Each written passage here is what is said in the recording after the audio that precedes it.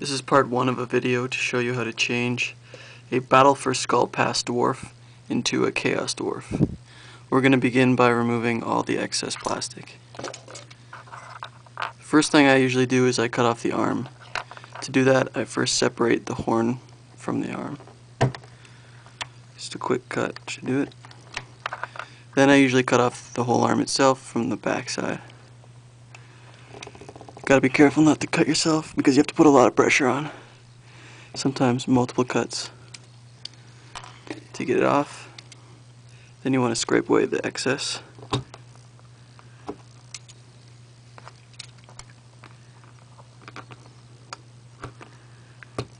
Like so. And usually I try to tidy up the helmet as well by removing the horn bit.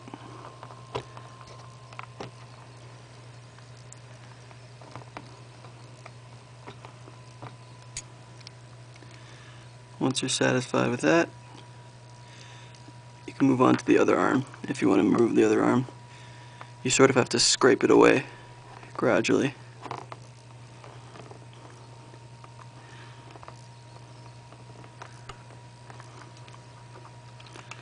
Careful not to cut yourself. You have to use some pressure sometimes.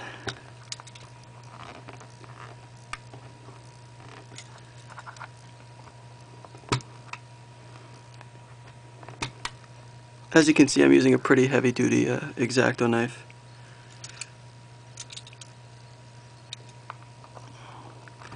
Helps to apply a lot of pressure and you don't have to worry about breaking it.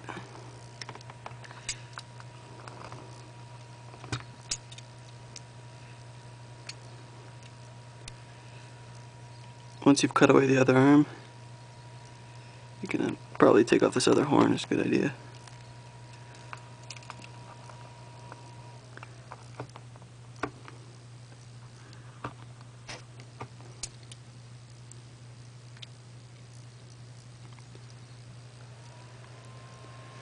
Okay, once you've done that, you can shave off the hair if you like. If you don't want to, you can leave it, I guess. I usually replace it with either curly hair or I'll just put scales over top of it, or a cape. You can see there's that little chunk of hair that sticks out the shield side. I usually trim that as well.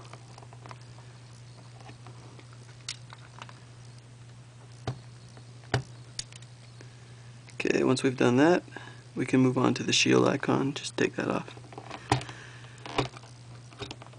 My Chaos Dwarfs don't use anvils as their logo.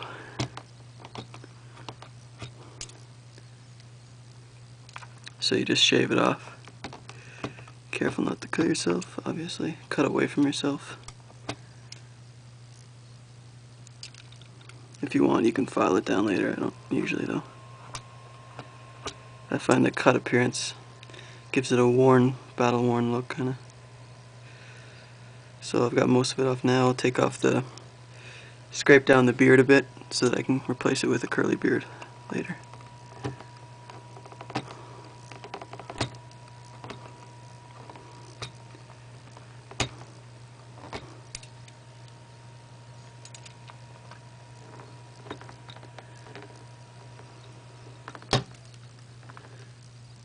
Now, depending on what kind of helmet you want to use, you're going to have to adjust his face. If you just want to put a green stuff helmet or a mask over top of this one, then you can leave the face pretty much intact.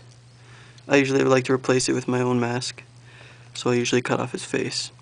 I do this by cutting against the shield, pressing pretty hard, cuddling along his face. Then I pop him back in his base. And I cut straight down on the top of his head, being sure not to cut myself.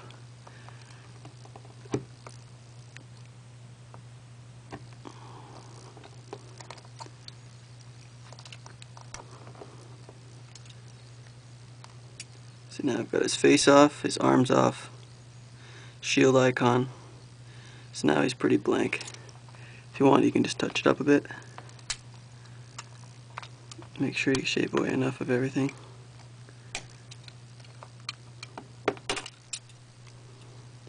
And once you're satisfied, you add them to your done pile.